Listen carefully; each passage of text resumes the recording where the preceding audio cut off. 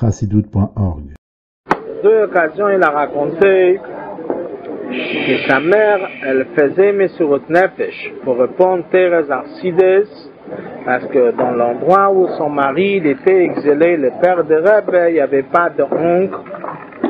Et elle est partie, elle a cherché des herbes, elle a fabriqué des langues que son mari, il pourra écrire de Chedush Tero sur le livre, sur les quelques livres qu'il a eu là-bas, dans la ville exilée. Il a eu un Zohar, il a eu un Tanya, il a écrit quelques lignes, et comme il n'y avait pas de papier, il écrivait au bord des livres, et comment il a eu un stylo, c'était l'encre que sa mère elle fabriquait. Le Rebbe il a parlé plusieurs fois de ça, de cette geste qu'elle a fait sa mère.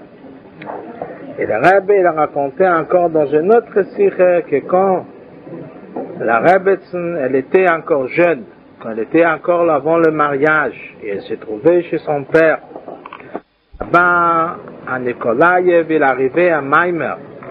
Et Rebbe Rachab, elle faisait beaucoup de copies, et comme il n'y avait pas de machine de copie, elle écrivait elle-même les Maimar plusieurs fois pour faire bénéficier le maximum de juifs qui pourront apprendre le Maimar de Rebbe.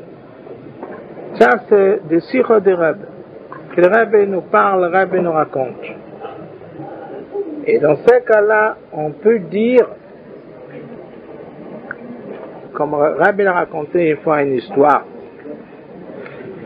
la Gemara nous raconte une histoire que Yonatan ben Uzziel, quand il étudiait la Torah, quand il y avait un oiseau qui dépassait au-dessus, il était brûlé, opéré. La Gemara dit ça. Et le Rabbi dit, deux personnes ne peuvent étudier la même Gemara. Et deux personnes, ils peuvent faire deux remarques tout à fait différentes. Quelqu'un qui n'a pas appris Pnimit la Torah, qui n'a pas appris les secrets de la Torah, il va dire, si l'oiseau il était brûlé, qui est-ce qu'il faut qu'il paye? Il va rentrer dans un oiseau qui est brûlé, peut-être ça appartient à quelqu'un, il faut payer maintenant le dommage. Est-ce que lui il était coupable? Il n'était pas coupable. C'est une discussion tout à fait valable. Il faut bien savoir, est-ce que Yonatan ben Uzziel, il était obligé de payer ou il n'était pas obligé de payer? Est-ce qu'il a dit au oiseau de venir? Il n'a pas dit au oiseau de venir. C'est tout un grand problème. Bon. Ça, c'est une façon de quelqu'un qui n'a pas appris Chassidut, qui n'a pas appris un peu plus les secrets de la Torah, qui fait de ça toute un salade. Il est en train de rentrer dans toute une discussion. Et je pense certainement à la réponse, il va attendre quand Yonatan ben Uzziel, il va venir avec Mashiach, il va lui répondre. Bon. Mais quand un chassid, il est en train d'étudier cette histoire, il voit de cette histoire tout à fait autre chose. Il voit combien c'était la gdusha, la sainteté de Yonatan ben Uzziel, que quand il apprenait la Torah, il apprenait avec telle faveur, avec telle chaleur, que même un oiseau, il était brûlé. Ça veut dire que deux personnes, ils étudient, deux personnes religieuses, très religieux, ils sont en train d'étudier la même Gemara. Un, il peut être touché par la sainteté qu'il a des temps, et un autre, il va se poser la question, est-ce qu'il faut qu'il paye, est-ce qu'il ne faut pas qu'il paye?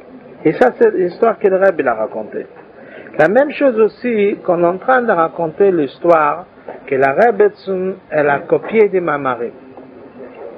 Dans ce cas-là, on peut dire que la Rebbetzin, c'était une jeune fille très serviable, très gentille, avec une gentillesse énorme. Elle a voulu rendre service au Chassidim, elle a pris de son temps, elle a recopié le Mamarim, elle a pris son temps libre qu'elle a eu, elle a la place, dans le temps il n'y avait pas de photocopie, elle a écrit le Mamarim. Bon. Ça veut dire c'est un geste de gentillesse, un geste de douceur, comme on sait très bien que celui-là qui a connu le Rebbetzin, et la mère de Rebbe, c'était une femme très très gentille, de sa naissance c'était une femme d'une douceur incroyable. Mais ce n'est pas ça, ça veut dire aussi on peut apprendre comme ça l'histoire. L'histoire il est de la Rebbetzin, ce n'est pas seulement son côté gentil que le Rebbe l'a raconté. Le Rebbe l'a raconté qu'elle a donné son temps pour répondre Teres Arsidis, pour que Chassidut il va être répondu, que tout le monde il va avoir accès au Maimarim. Elle a pris de son temps et elle a donné pour ses lignes. Et c'est ça que beaucoup de fois, on demande à quelqu'un, prends un sikha et va le mettre dans la boîte à lettres d'un autre juif. Dérange tes pieds et apporte la sikha. Et dans ce cas-là, il vient le Yitzhara de ces juifs. Il lui dit, qu'est-ce qu'il y a? Je vais me déranger mes pieds, je vais marcher 1 kilomètre, et je vais trouver un juif dans la rue et je vais lui donner un sikha. Qu'est-ce que je vais gagner? Je vais devenir quoi, un porteur? Je ne suis pas encore un coursier. Et là, le Yitzhara, il est très fort, il dit, on n'est pas des coursiers, on est quand même des gens avec des barbes blanches déjà, et on n'est pas des coursiers, il y en a des coursiers, et ça c'est bien pour de jeunes. Ça veut dire, c'est un prix tout d'air, c'est pas ça, on n'est pas des coursiers. Encore, on aurait demandé de lui de donner un cours de Maimarim, on aurait compris, mais on le demande de quoi? De prendre un sikha de Rebbe et l'apporter dans une boîte à lettres, ou trouver un juif dans un gare et le remettre un sikha de Rebbe, c'est un coursier, même un goy peut le faire. Mais ça, c'est le Inyan.